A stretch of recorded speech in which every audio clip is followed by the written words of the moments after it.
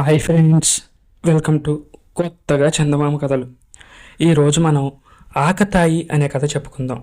పూర్వం జర్మనీలో టిల్ అనే ఒక ఆకతాయి వాడు ఉండేవాడు. అతను అబద్ధాలు ఆడడము, ఎవరినో ఒకరిని ఏడిపించడము వాడికి చిన్నతనం నుంచే అలవాటు పడ్డాయి. అయితే తప్పుడు పనులు చేయడంలో కూడా వాడి తెలివితేటలు చూసి అందరూ వాడిని మెచ్చుకునేవారు. పసితనం నుంచి కూడా అల్లరి చేయడం తప్ప వాడు మరొక విద్య ఏది అభ్యసించలేదు. తండ్రి వాడికి వ్యవసాయ పనులు నేర్పిద్దామనుకున్నాడు. తల్లి వాడి చేత కొన్ని ఇంటి పనులైనా చేయించుకుందామనుకుంది. కానీ వాడు ఇద్దరికీ అందకుండా తిరిగేవాడు. టిల్ 16వ ఏట వాడి తండ్రి కాస్త చనిపోయాడు. టిల్ తల్లికి భర్త పోయిన దుఃఖంతో పాటు తరగని దారిద్ర్యం కూడా దాపురించింది. ఒరే, ఇప్పుడు మన గతి ఏంటి? నువ్వు ఆకతాయిగా తిరగకుండా ఏదో ఒక వృత్తి విద్య నేర్చుకుని ఉన్నట్లయితే అసలు మనకి దుర్గతి పట్టేది కాదు అని తల్లి లబలబలాడింది. కానీ టిల్కు మాత్రం ఈగ కుట్టినట్టు కూడా లేదు. ఆఖరికి ఇంట్లో ఒక చిల్లి గవ్వ కానీ ఒక చిన్న రొట్టె తుంపు కానీ లేని పరిస్థితి ఏర్పడింది. ఎలాగైనా రొట్టెలు సంపాదించకపోతే మన ఇద్దరికీ ఇక పస్తే, పాపిష్టిదాన్ని ఈరోజు చూడ్డానికే బతికున్నాను అంటూ ముఖానికి చెంగు అడ్డం పెట్టుకుని తల్లి బోరున ఏడ్చింది. ఎందుకమ్మా ఏడుస్తావు? నీకు కావాల్సింది రొట్టెలే కదా, నేను తెస్తాను ఉండు అంటూ టిల్ నేరుగా బస్తీకి వెళ్ళాడు. ఒక మంచి రొట్టెల దుకాణంలోకి ప్రవేశించి దుకాణదారుతో, ఏమయ్యా, మా జమీందారు గారు ఈ ఊరి సత్రంలో మజిలీ చేశారు. పై మజిలీకి తీసుకుపోవడానికి సిబ్బందికంతా సరిపడే రొట్టెలు పట్టించుకురమ్మన్నారు. బంగారు కాసు విలువకు రొట్టెలు ఎంచి నా వెంట మీ మనిషితో పంపుతావా? సత్రంలో డబ్బిప్పిస్తాను అన్నాడు. రొట్టెలు అమ్మేవాడు తన పంట పండిందనుకున్నాడు. టిల్ ముందు వంగి వంగి సలాములు చేశాడు. తన నౌకరు చేత ఒక తట్ట నిండా రొట్టెలు పేర్పించి టిల్ వెంట పంపాడు. ఇద్దరు సత్రానికి వెళ్లే దారిలో టిల్ నౌకరుతో, తట్ట వంకరగా పట్టుకున్నావు, రొట్టె కింద పడిపోగలవు, జాగ్రత్త అని అన్నాడు. నౌకరు తట్టను సరిచేసుకుందామని పక్కకు వంచాడు. ఒక రొట్టె కింద పడింది. చూసావా, నేను చెప్తూనే ఉన్నాను, ఈ కింద పడిన రొట్టె మా జమీందారు గారి కళ్ళ పడిందంటే నన్ను కూడా నార తీసేస్తారు. వెంటనే దీన్ని తీసుకెళ్ళి ఒక మంచి రొట్టె తీసుకురా, నేను ఇక్కడే ఉంటాను అన్నాడు టిల్. తప్పంతా తనదే అనుకొని దుకాణం నౌకరు కింద పడిన రొట్టెతో సహా దుకాణానికి పరిగెత్తాడు. వాడు అలా కనుచాటు కాగానే టిల్ రొట్టెల గంప ఎత్తుకొని వేగంగా తన గ్రామానికి వచ్చాడు. చూసావా అమ్మ, వెన్నలాంటి తెల్ల రొట్టెలు, మనం 2 వారాల పాటు తినవచ్చు, కొన్ని అమ్ముకోవచ్చు కూడా అన్నాడు వాడి తల్లితో. కానీ ఆ రొట్టెలు ఎల్లకాలం రావు కదా.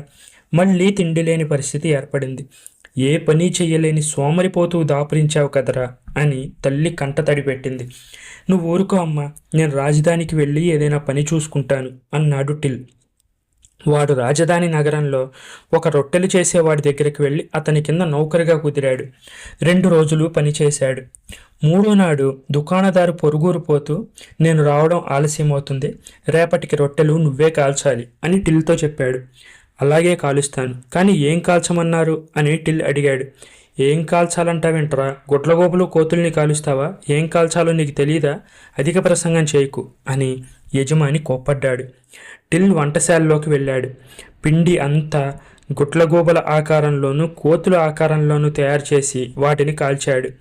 మర్నాడు యజమాని తిరిగి వచ్చేసరికి రొట్టెలన్నీ గుడ్లగోబల రూపంలోనూ కోతుల రూపంలోనూ ఉన్నాయి. దొంగ వెధవ, ఏం పనిరా ఇది అన్నాడు యజమాని. టిల్ అమాయకపు ముఖం పెట్టి, మీరు గుడ్లగోబలను కోతులను కాల్చమన్నారు కదా అని అవే కాల్చాను అన్నాడు. యజమాని టిల్ దవడలు 2 వాయగొట్టాడు. నీ మొహం నాకు మళ్ళీ చూపించకు, అయితే నా పిండికి సొమ్మిచ్చి మరీ వెళ్ళు అన్నాడు. ఆ రొట్టెలను నాకిచ్చేస్తే పిండికి డబ్బిస్తాను అన్నాడు టిల్.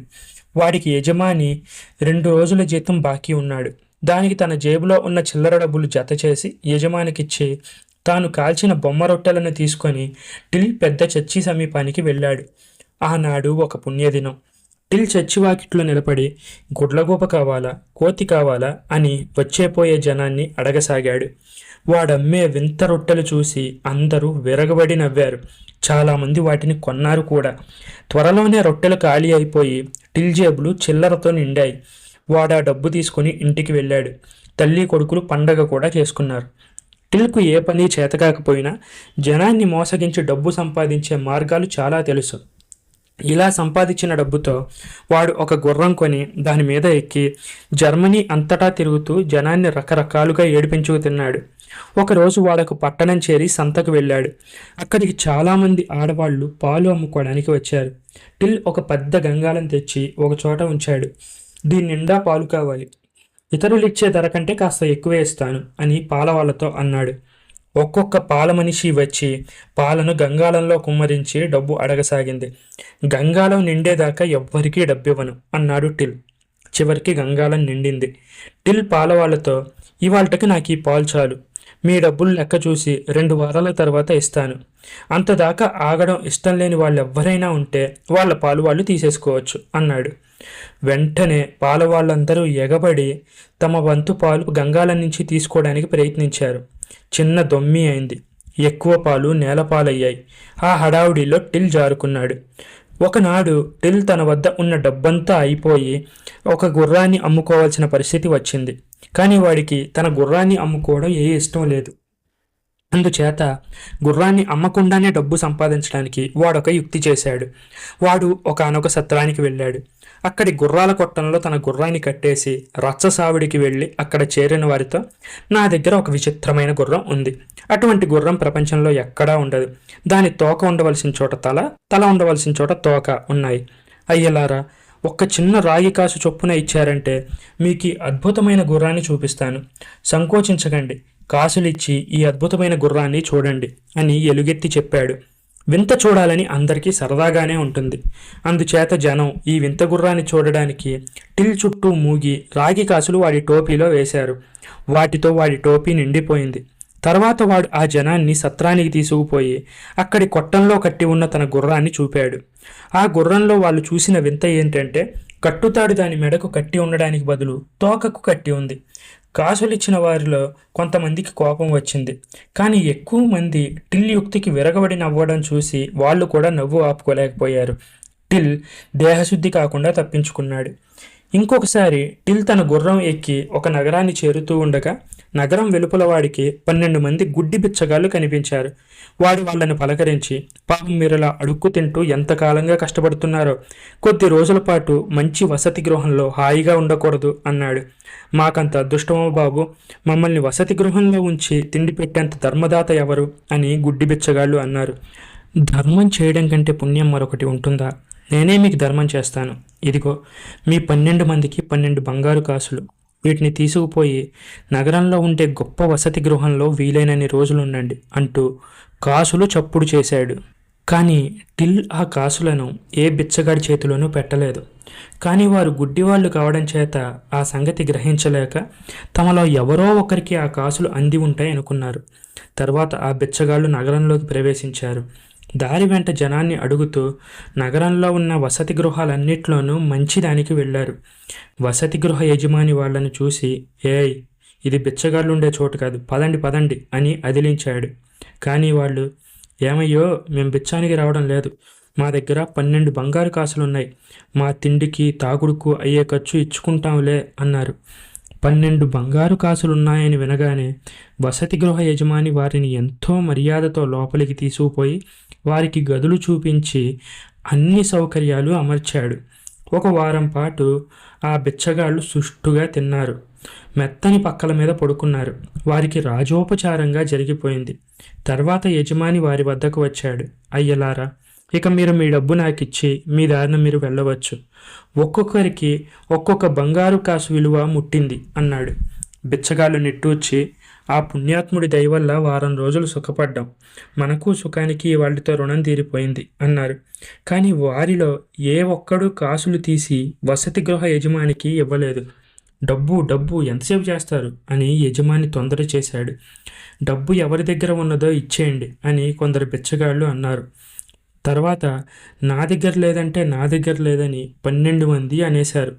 తాను మోసపోయినట్టు తెలిసి వసతి గృహ యజమాని మండిపడి బిచ్చగాళ్ళను తిట్టాడు.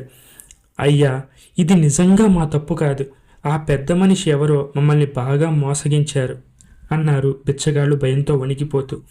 అదంతా నాకు తెలియదు, మీరు నాకు డబ్బిస్తారా, జైలుకి నడుస్తారా అన్నాడు వసతి గృహ యజమాని. ఆయన వారందరినీ బయటకు గెంటి పశువుల కొట్టంలో పెట్టి తాళం వేశాడు. అదే సమయానికి టిల్ అక్కడికి వచ్చాడు. వాడు ఆ బిచ్చగాళ్లపైన ఒక కన్ను వేసి ఉంచాడు. వాడు వసతి గృహ యజమానితో, ఇదేమిటి, మనుషులను ఇలా బందెల దొడ్డిలో పెట్టావు, అతిథులను ఇలాగేనా చూసేది అన్నాడు. వాళ్ళు అతిథుల, దొంగనా కొడుకులు, నన్ను మోసం చేశారు అంటూ యజమాని తనకు జరిగిన సంగతి టిల్కు చెప్పాడు.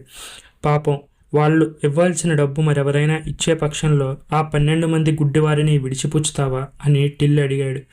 నాకు కావాల్సింది డబ్బు, ఈ బిచ్చగాళ్ళు నాకెందుకు అన్నాడు వసతి గృహ యజమాని. డబ్బిచ్చేవాడు దొరుకుతాడేమో చూస్తాను, ఈ మహానగరంలో ధర్మదాతలే ఉండరా అంటూ టిల్ బయలుదేరి ఒక మత గురువు వద్దకు వెళ్ళాడు. అయ్యా, ఒక అభాగ్యుడికి సైతాను సోకి నానా బాధ పెడుతుంది, దాన్ని వదలకొట్టి పుణ్యం కట్టుకోగలరా అన్నాడు. అలాగే నాయన, వీలు చూసుకుని ఆ మనిషిని నా దగ్గరికి తీసుకురా అన్నాడు మత గురువు. టిల్ వసతి గృహానికి వచ్చి యజమానితో, అదృష్టవశాత్తు మత గురువు దొరికాడు, బిచ్చగాళ్ళు నీకు ఇవ్వాల్సిన మొత్తం ఆయన ఇస్తాడట, నా మాట మీద నమ్మకం లేకపోతే నీ భార్యను ఆయన వద్దకు నా వెంట పంపు అన్నాడు. వసతి గృహ యజమాని భార్య టిల్ వెంట మత గురువు వద్దకు వెళ్ళింది. టిల్ ఆయనతో, అయ్యా, నేను చెప్పిన పెద్ద మనిషి భార్య ఈమె, ఆ పెద్ద మనిషి కోరిక తీరుస్తారు కదా అన్నాడు. ఏమమ్మా, నీ భర్తను ఏమీ విచారించవద్దని చెప్పు, భయపడాల్సిందేమీ లేదు, అలాంటి వాళ్లకు సహాయపడడం కంటే ధర్మం ఏముంది అన్నాడు మత గురువు వసతి గృహ యజమాని భార్యతో. ఆమె ఈ మాటలు విని సంతోషించింది. ఇంటికి వెళ్ళి తన భర్తతో, ఆ మత గురువు ధర్మం చేస్తామని నాతో అన్నది. ఆ భర్త గుడ్డి వాళ్ళని విడిచిపుచ్చాడు. తర్వాత ఆయన మత గురువు వద్దకు వెళ్ళి తనకు రావాల్సిన 12 బంగారు కాసులు రాబట్టాలని ప్రయత్నించాడు. ఇద్దరూ కొంతసేపు ఘర్షణ పడ్డాక టిల్ చేసిన మోసం బయటపడింది. కానీ అప్పటికే బిచ్చగాళ్ళు టిల్ కూడా చేయి దాటిపోయారు. దీంతో వసతి గృహ యజమాని ఏమీ చేయలేకపోయాడు. టిల్ చేసే దుండగాలు ఎంతకాలమని మాత్రం సాగుతాయి. ఒకసారి వాణ్ణి అధికారులు పట్టుకున్నారు. విచారణ జరిపి మరణశిక్ష విధించారు. సరిగ్గా ఉరితీసే గడియ వచ్చేసరికి ఉరికంబం వద్ద జనం గుంపులు గుంపులుగా గుమికూడారు. వారిలో చాలామందికి టిల్ అలా చావడం ఏమీ ఇష్టం లేదు. టిల్ను తెచ్చి ఉరికంబం ఎక్కించి ఒక కొత్త తాడుకు ఉచ్చు బిగించి దాన్ని అతడి మెడకు తగిలించారు. ఉరి తీసేవాడు టిల్తో, ఏమైనా చెప్పుకుంటావా అని అడిగాడు. టిల్ అక్కడికి చేరిన ప్రజలను ఉద్దేశించి, నేను కొద్దిసేపట్లో చనిపోబోతున్నాను, నాకు ఈ శిక్ష తగినదే, ఎందుకంటే నేను చాలా పాపాలు చేశాను. కానీ మహాజనులారా, నాకు ఒకే ఒక కోరిక ఉంది, నాకు మీరు ప్రాణదానం చేయవద్దు, డబ్బు దశకమో ఇవ్వద్దు, మీకు కొంత ఖర్చు తగ్గించాలనేదే నా ఉద్దేశం అన్నాడు. నగర పాలకులు తమలో తాము సంప్రదించుకొని, వీడు ఖర్చు తగ్గించే పక్షంలో వీడి కోరిక మనం ఎందుకు కాదనాలి అనుకొని అతని ఆఖరి కోరిక నెరవేరుస్తామని మాటిచ్చారు. కానీ ఆ కోరిక మూలంగా మరణదండన రద్దు కావడం జరగకూడదని, ప్రభుత్వపు ఖర్చు నిజంగా తగ్గాలని అన్నారు. మీకు ఎంతో కృతజ్ఞుణ్ణి. నా కోరిక ఏంటంటే, నన్ను ఉరితీయడానికి మీకు దమ్మిడీ ఖర్చు కూడా కాకూడదని. ఈ కొత్త తాడు ఎందుకు ఖర్చు చేస్తారు? నాకు ఒక పాత తాడు తెచ్చి ఇవ్వండి, దాంతో నన్ను నేనే ఉరేసుకుంటాను, దానివల్ల ఉరివేసే మనిషికిచ్చే డబ్బు కూడా మిగులుతుంది అన్నాడు టిల్. అందరూ తృప్తిపడ్డారు. టిల్ మెడకు ఉన్న ఉచ్చు తీసి వాణ్ణి ఉరికంబం నుంచి దిగి రానిచ్చారు. వాడి చేతికి ఒక తాడు ఇచ్చారు. వాడు వెంటనే పురపాలకులతో, కృతజ్ఞుణ్ణి, ఈ తాడుతో నాకు విరామం దొరకగానే, అంటే చెయ్యి వీలు చూసుకొని ఉరిపోసేసుకుంటాను అంటూ జనంలో పడి జారుకున్నాడు. వాడి యుక్తికి చాలామంది నవ్వుకున్నారు. టిల్ ఖ్యాతి జర్మనీ దాటి ఇతర దేశాలకు కూడా పాకింది. పోలెండ్ దేశపు రాజు హాస్యప్రియుడు. ఆయన వద్ద 2 విదూషకులు ఉండేవారు. ఆయన టిల్ చాతుర్యం గురించి విని తన విదూషకులతో పోటీ చేసి గెలవమని టిల్కు ఆహ్వానం పంపాడు. ఆ ప్రకారమే టిల్ పోలెండ్ వెళ్ళి రాజుగారిని దర్శించుకున్నాడు. ఆయన వెంట ఆయన విదూషకులు 2 ఉన్నారు. వారు టిల్ను సులువుగా జయిస్తారనేది రాజుగారి ఆశ. ఆయన వారు ముగ్గురితో, మీలో ఎవరు గొప్ప కోరిక కోరితే వారికి నేను మంచి బహుమతిని ఇస్తాను అన్నాడు. రాజుగారి విదూషకుల్లో ఒకడు, నా కోరిక వినండి, ఆకాశమంతా కాగితమైపోయి సముద్రమంతా సిరా అయిపోతే ఆ సిరాతో నాకు కావాల్సిన ధనం ఎంతో రాయగలుగుతాను అన్నాడు. రాజు నవ్వి, చాలా బాగుంది అన్నాడు. రెండో విదూషకుడు, నా మిత్రుడు కోరినంత డబ్బు నాకు వచ్చినట్లయితే దాన్ని ఉంచడానికి ఆకాశంలో ఎన్ని నక్షత్రాలున్నాయో అన్ని కోటలు నాకు కావాలి అన్నాడు. ఇది ఇంకా బాగుంది అన్నాడు రాజుగారు. తర్వాత టిల్ రాజుగారితో, మహారాజా, నాకు వేరే కోరిక ఏం లేదు. నేను వీరిద్దరికి వారసుడు కావాలి. తమరు వీరిద్దరిని ఉరితీయించాలి అన్నాడు. రాజుగారు ఈ మాటలకు విరగబడి నవ్వి బహుమానాన్ని టిల్కు ఇచ్చేశాడు. ఈ విధంగా టిల్ దీర్ఘకాలం ఆకతాయిగా జీవించి వృద్ధాప్యంలో మరణించాడు. చచ్చిపోతూ కూడా వాడు తన ఆకతాయి గుణాన్ని మానలేదు.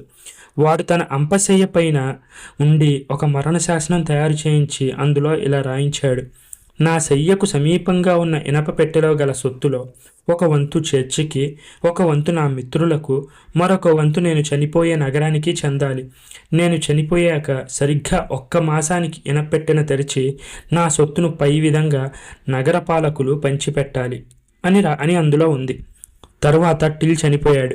టిల్ పేరు ప్రఖ్యాతులు గలవాడు కనుక తన యావదాస్తిలో 3వ వంతు నగరానికి ఇచ్చేస్తున్నాడు కనుక నగరపాలకులు మహావైభవంగా టిల్కు అంత్యక్రియలు జరిపి ఎంతో ఖర్చు పెట్టి అతనికి ఒక పాలరాతి విగ్రహాన్ని కూడా ప్రతిష్ఠించారు. నెల గడిచింది. అధికారులు వచ్చి ఇనపెట్టె తెరిచి చూస్తే అందులో కంకర్రాలు తప్ప ఇంకేమీ లేవు. ఈ కథ మీకు నచ్చినట్లయితే దీన్ని లైక్ చేయండి, మీ ఫ్రెండ్స్ అందరికీ షేర్ చేయండి. అలాగే మన ఛానల్ని సబ్స్క్రైబ్ చేసుకోవడం మాత్రం అస్సలు మర్చిపోకండి. Thank you friends.